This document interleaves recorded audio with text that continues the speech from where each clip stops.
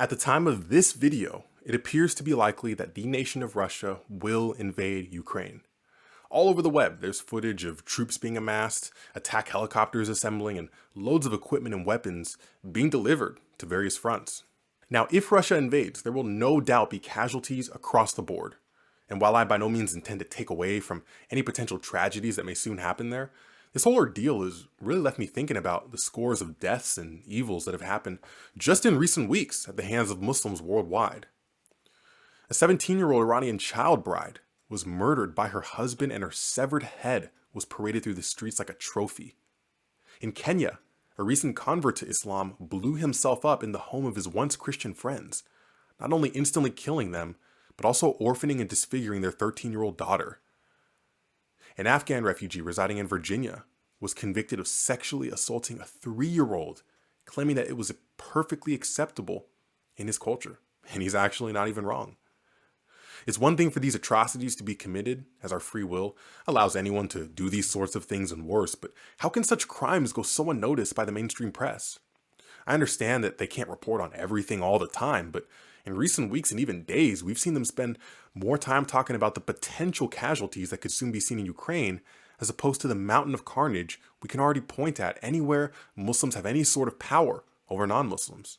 We're free to theorize day and night about why the media chooses to pass over these kinds of stories and more, but let's not kid ourselves. The primary reason the media will not shine a light on jihad in an honest and accurate manner is because, according to their distorted and twisted fantasy called wokeism, Muslims are always the victims, pinned down by those white, racist, Christian Republicans. To portray Islam in a potentially damaging, aka honest, manner would break the narrative. And if there's one rule in mainstream media, it's that you never break the narrative. Sadly, that leaves people like myself, with much smaller platforms and voices, to speak the truth that the media won't. The only problem is that not only does the media not want to portray Islam accurately for fear of being labeled Islamophobic, but they themselves are usually one of the first kinds of people to pull the Islamophobia card. One of the latest giblet heads I'd like to put forward to you as an example actually comes from academia rather than the media, but these days it really feels like they're two sides of the same coin anyways. So recently, Professor Juan Cole of the University of Michigan published an article titled, "Islam wasn't the problem, Islamophobia was." The points that he goes on to make in the article are just about as senseless as the title is, stating that the threat of white supremacy is far greater than the threat of Islamic terrorism.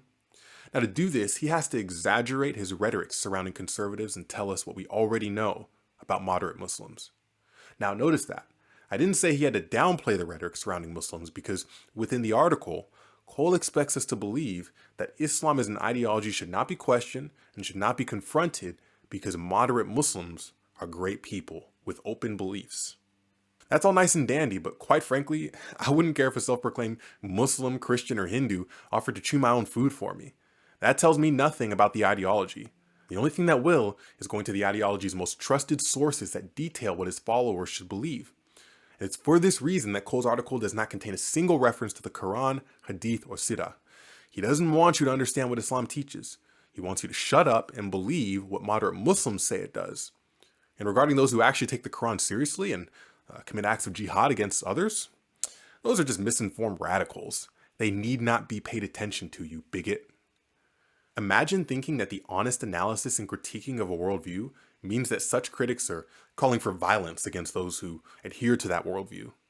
The media can, and it's because of this that the victims whose lives have been taken or ruined by those being faithful to the teachings of Muhammad will simply be labeled as tragic outliers. You can't address the trend if you pretend that one doesn't even exist, even if the charade is kept up at the expense of thousands of Muslims and non-Muslims alike killed at the hands of, as I said, those who hold fast to the teachings of Muhammad. And that, my friends, is the most tragic part of all. Moderate Muslims who are murdered by jihadis are sacrificed twice. Once by the jihadis who physically kill them, and once at the altar of wokeism by those who ignore the ideology that led to their deaths so that the narrative might be upheld. Muslims are sacrificed in the name of defending Muslims. Welcome to 2022. So while you begin to see news ramp up about this war and that, just know that every day there is another war being waged. It's not a silent war, because if you listen closely, you will hear their rallying cries. but it is an ignored one. Now, if you liked what I had to say, please consider subscribing so that our platform, as small as it is, can continue to reach more people as we say what the media won't.